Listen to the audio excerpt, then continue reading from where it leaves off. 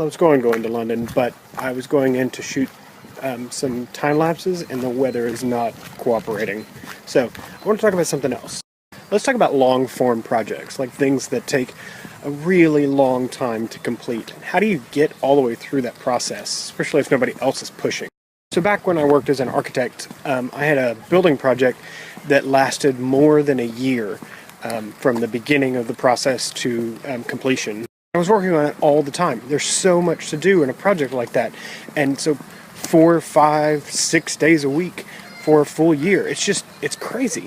So I had to figure out a way to make it so that I wouldn't slow down or lose progress on a project that was that long. And I still do these kind of things today.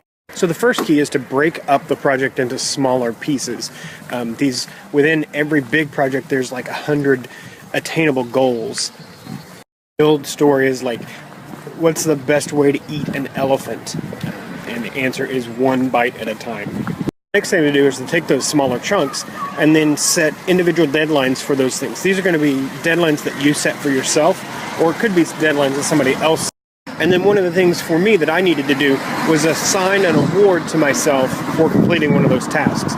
And those awards could be all sorts of things. For me, it's been anything from like being able to work on something else for the day, to being able to go out and have lunch, to even just like you can watch one video on YouTube if you'll get done with this task.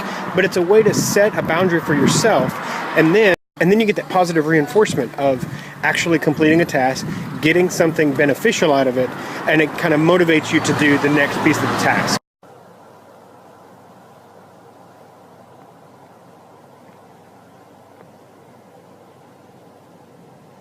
I think for a lot of people, especially designers, you're going to have opportunities to work on projects that are going to take a long time to complete. So this is something, I wrote a blog post about this that kind of goes a little more in depth to it, and you can read that right up here.